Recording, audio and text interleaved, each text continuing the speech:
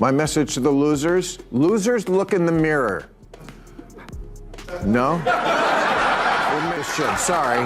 Well, that's my feeling. Look in the mirror. For months, Democrats have been saying, how is this even close? And they're right, it wasn't. They could not conceive of a second Trump, but they should have. When does America ever turn down second? Everyone thought The View would be snooze as normal on the day it all began.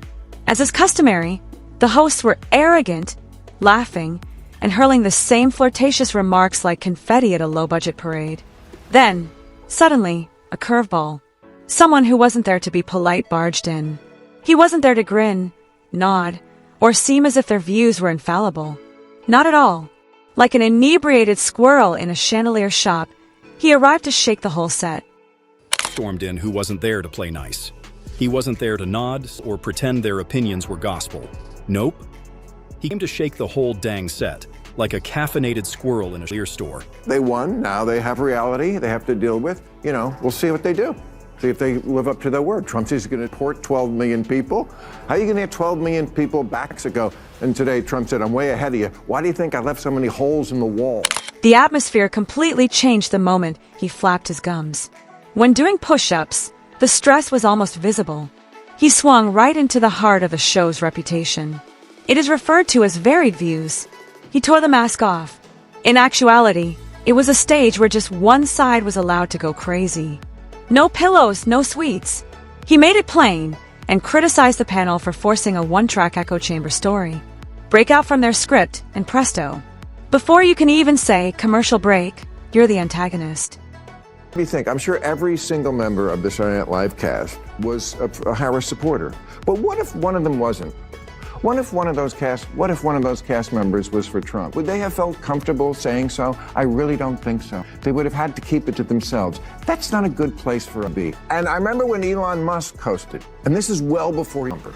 This is 3 or 4 years. He was just the richest man in the world. And a number of the cast members on Saturday Night Live, they'd want to deal with him. And I was thinking, really? You have Elon Musk on your show for a week. You could talk even about this issue that bothers you so much, that he's so rich and lots of people aren't. But no, you don't want to even deal with him? He wasn't only throwing shade like confetti, however. Not at all. He focused on the show's extreme hatred of any political viewpoint that dared go to the right, particularly anything that was even somewhat conservative.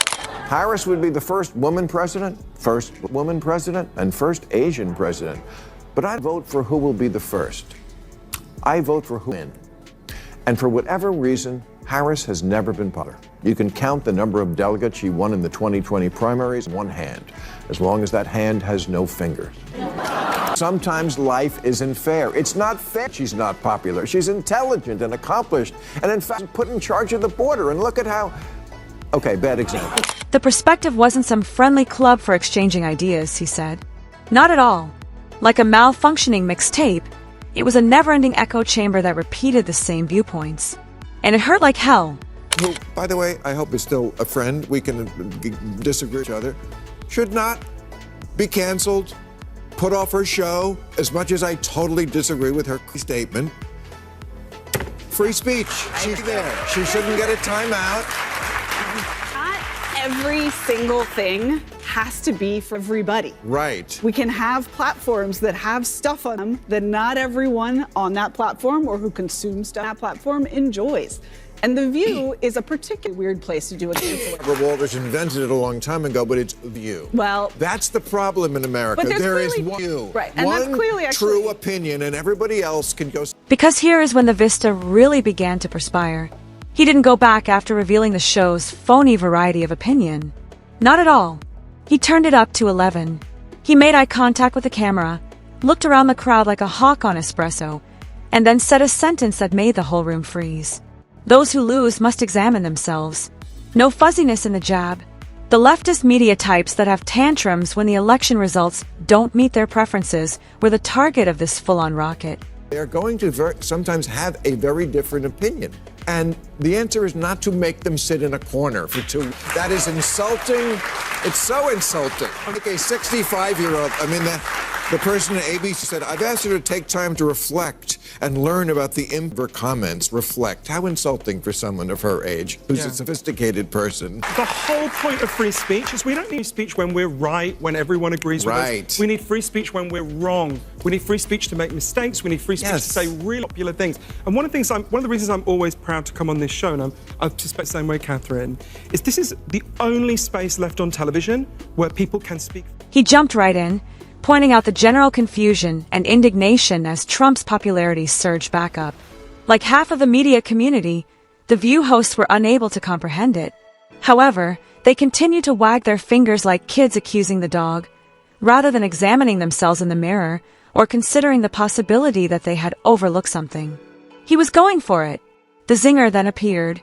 He compared their denial to not being able to perceive reality for themselves. Point is they didn't vote for him because of racism and misogyny. Voted for him because they felt like, I think the biggest common denominator in this election is people want a good life and ability to provide for their family. Whether we agree or not with Donald Trump's plan, they thought that he was reflective. One of the poorest demographics in this country, but they voted for Kamala Harris. But there was a split, and more voted for Donald Trump than had historically. I think that there's such a desire. If you really, the vast majority of this country voted because of racism and misogyny, you're missing it. Most of my family, a lot of my family doesn't have college degrees. But the stats are the stats. But that's not, it doesn't say I'm for Donald Trump because of racism. That's not, what stat are you talking about? Let me just dissect. Yes, you can. There's a lot. Hold on.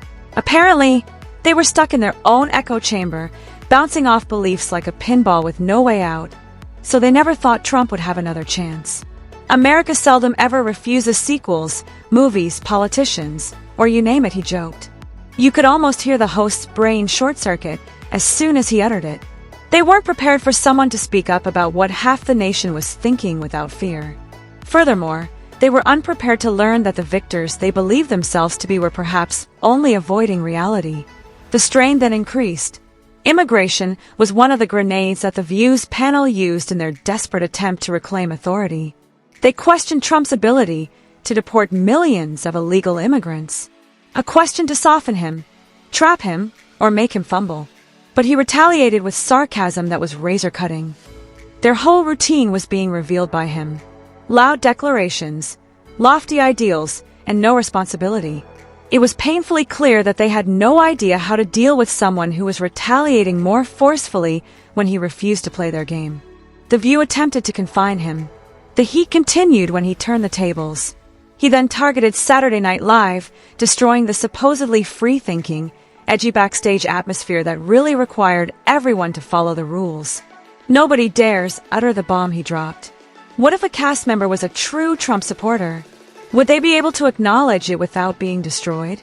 A place where you may dispute ideas, be incorrect, and not get fired for having a different opinion.